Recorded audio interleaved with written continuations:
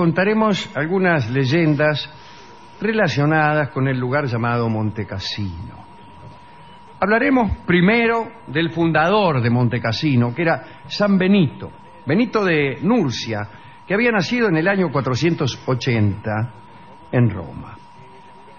En el año 529, en Montecassino, este señor Benito, cuyo apellido no ha trascendido, se dio una parte de su propiedad para fundar un monasterio de acuerdo con una regla que él mismo ideó. Ideó una regla y dice, bueno, aquí está, esta guita, este campo es mío, funden un monasterio, y se murió. Chao. La regla Benito. Se murió incluso ahí en el monasterio.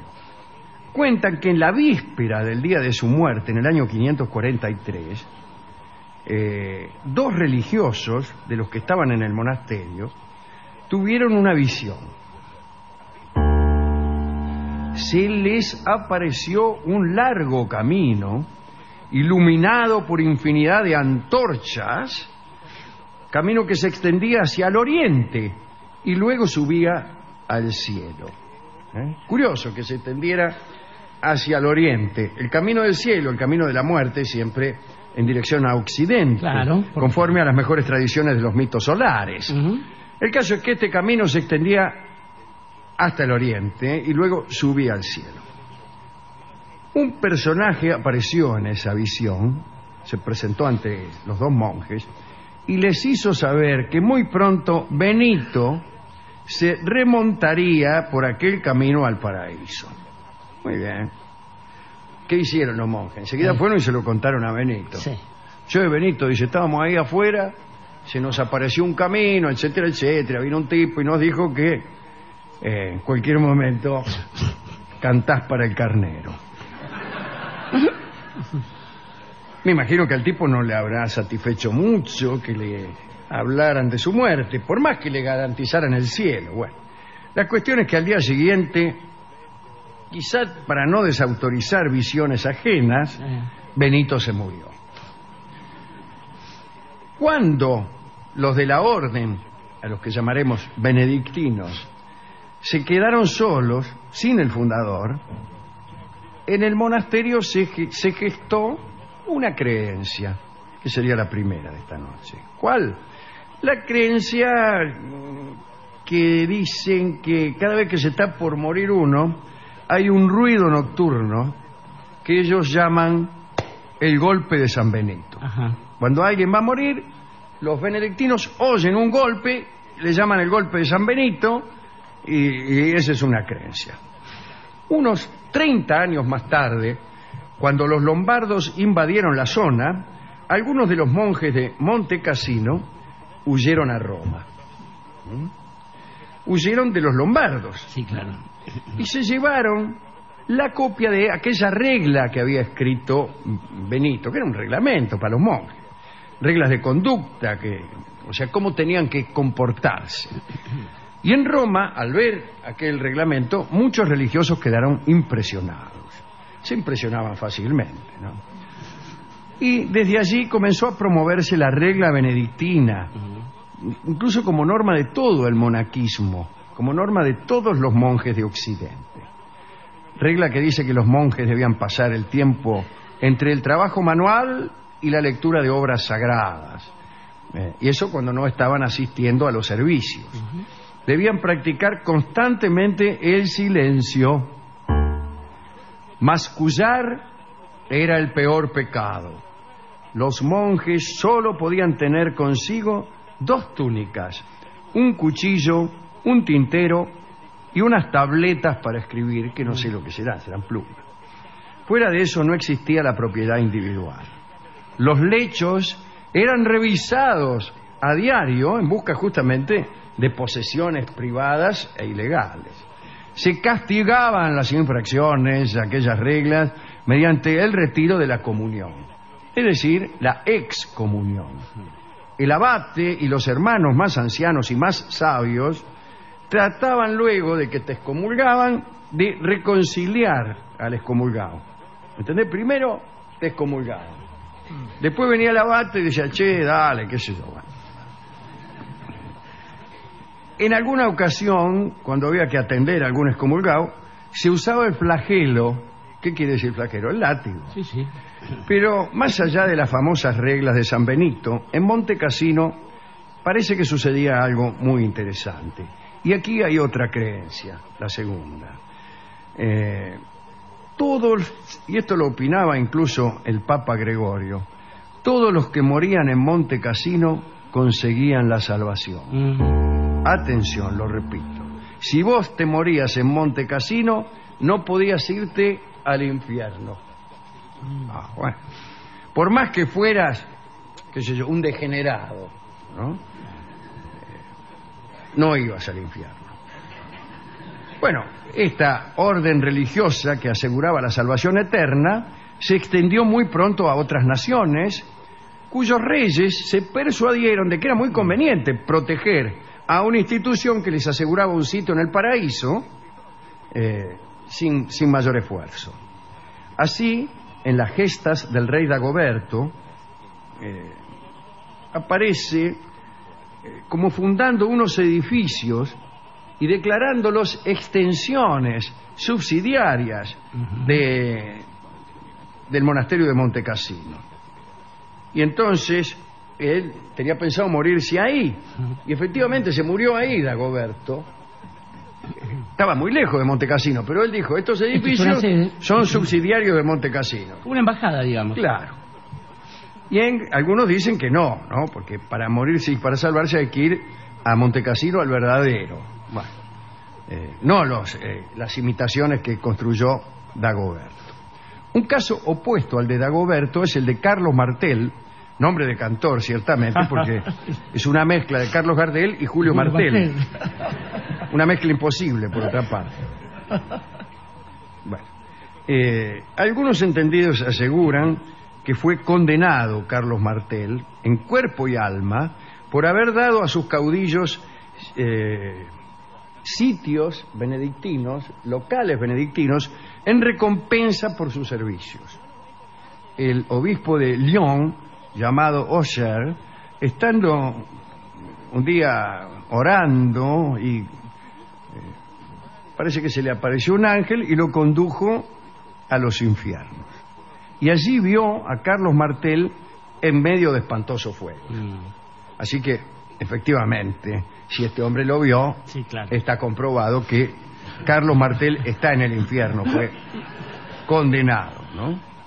Al regresar de su travesía, el obispo de Lyon contó la revelación que tuvo a Bonifacio, que era el obispo de Maguncia. Che, ¿sabés lo que me pasó? Yo estaba rezando, vino un ángel, me llevó al infierno y adiviná a quién vi ardiendo a los perros. No, a Julio Martel. No, a Carlos Martel. Qué cantor, le dicen. Bueno, entonces Bonifacio, que era el obispo de Maguncia, pidió que se abriera el sepulcro de Martel para ver si el cuerpo estaba ahí, para ver qué pasaba. Se abrió el sepulcro y vieron que en el fondo estaba quemado el sepulcro y que salió de él una gran serpiente entre una nube de humo hediondo. No faltaba nada. No le basta con ser malo, decía, ¿no? Eso si alguna duda teníamos acerca de la condena de Carlos Martel, aquí ha sido disipada. Y finalmente, para cerrar este informe, la historia que nos interesaba. A ver. Todo esto que he contado no tiene importancia, pero esto sí. Había un señor llamado Carlo Tagliaferre, que era un pecador consumado. Había nacido en 1546 en la Toscana. Tagliaferre era ladrón. Participaba en peleas de todo tipo, generalmente como consecuencia de discusiones de tabur. Por los dados había matado a un hombre, pero en la disputa parece que quedó malherido Carlo. Entonces, enterado de las bondades de Monte Cassino, Tagliaferre emprendió el viaje hasta allí. Quería entrar y morir en aquel sitio. Pues ya vio que estaba listo y dice, bueno, pues ahí me muero, cuanto menos no voy al infierno. Dice la crónica que llegó a la abadía hecho un despojo. Sí. Los abates vieron a aquel hombre y cerraron la reja. Lo vieron venir y cerraron la reja. Mirá si será, ¿no? Y eso que no sabían que el tipo era un malandra. Pero igual cerraron, porque eran malos. Taliaferre pidió que lo dejaran pasar, pero le negaron el pedido y lo dejaron moribundo afuera. ¡Ábranme!, decía el tipo. Hasta que se cansó y no insistió más. Y realizó el siguiente movimiento. Pasó un brazo a través de la reja para ver si con solo una porción de su cuerpo, dentro de un lugar tan santo, conseguiría el cielo. Y así murió, con un cacho de él mismo dentro de Montecassino. Jamás conoceremos su destino, pero hay evidentemente dos teorías. Yo adscribo a la primera, que es decir que se salvó. Primero, para que un tipo salga o se considere fuera de Montecassino, me remito a las reglas de la FIFA, tiene que estar...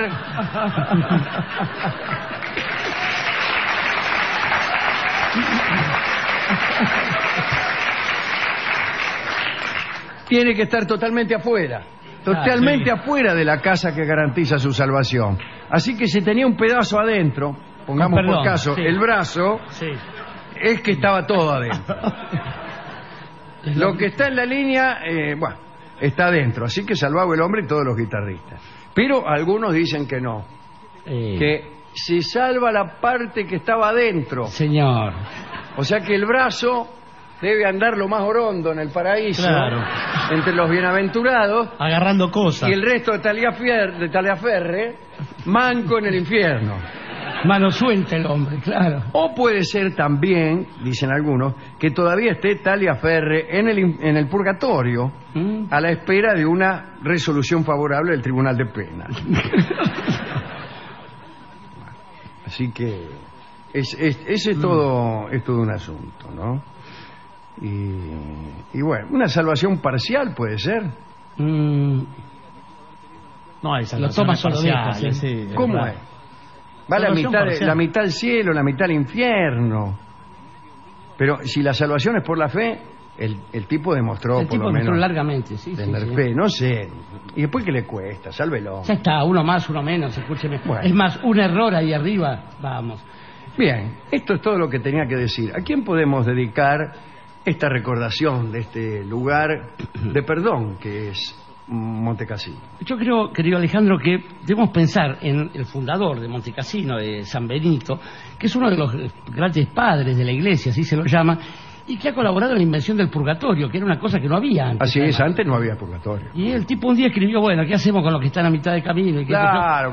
Los que votan en blanco, y bueno, vamos. El purgatorio. Claro, purgatorio, y se queden ahí y después vemos. Después de la segunda vuelta vemos qué pasa. Entonces, y además, San Benito tiene una bella historia, Alejandro, que es que a San Benito se lo considera el patrono de los espeleólogos, de los aventureros, de mucha gente, y parece que tenía una particular condición que lo hacía inmune a los venenos. Se cuenta que una vez los monjes que tanto lo adoraban, admiraban y querían, trataron de envenenarlo. Y cuando le ofrecen la copa con veneno, él, al extender su mano, extiende también una medalla que portaba consigo con la cruz, y la copa estalla en 1000 pedazos. A partir de ahí se empieza a pensar en esta medalla de San Benito. Es una medalla que ha hecho gran fortuna. Más fortuna ha hecho la Santa Madre Iglesia vendiéndola en reproducciones después, ¿no? Sí, pero también, digamos que la invención del purgatorio sirvió para aumentar mucho la recaudación. Pero justamente, ya que uno podía rezar y acortar por las el almas tiempo del purgatorio y comprar indulgencias y acortar el tiempo de de permanencia de sus muertos queridos. Bueno, el asunto es que en esta medalla había varias letras aparentemente sueltas, pero en una de ellas estaba la famosa fórmula Vade retro Satán, ¿no? Que dice: retrocede, Satanás, que mi alma no sea víctima del dragón, etcétera, etcétera. Medalla que servía para que, si uno estaba muy sometido a los embates del maligno, mostrando la medalla esa, pudiera zafar. No hay que confundir este San Benito con San Benito de Palermo, que es el nuestro, el de los negros, claro, digamos, claro, pero que vino como 1000 años después y todo lo demás. Por eso creo que también hay que pensar en que quizás gracias a este destino, hablábamos con usted antes del programa, Alejandro, la suerte de Montecassino, ¿no? Fundado allá por el año 500, como decía usted, y que, llegado que fue el siglo XX, reconstruido, hubo un terremoto, se cayó, hubo un combate. De un lado, 80.000 hombres y del otro lado 150.000. La famosa batalla de Montecassino. De Montecassino en la Segunda Guerra Mundial. Hubo unos malvados que, a través de una enorme flota de aviones, B-17, eran los bombarderos, se lo cargaron. ¿Y sabe quiénes eran esos? Bueno, los aliados, tengo malas noticias. Los nazis, que son los malos, siempre, como todos pensamos, habían logrado salvar algunos libros y llevarlos al Vaticano. El asunto es que esa casa, la casa de Montecassino, siempre, una y otra vez, vuelve a crecer, a erigirse desde las cenizas, y no por milagro, sino por el trabajo de los hombres que quizás, en algún momento de sus vidas, enfrentados al pecado, enfrentados al maligno, piensan en aquellas paredes que los vieron nacer, que los vieron crecer, y saben que en el fondo el mejor refugio del alma está en aquella vieja casa. Y vieja casa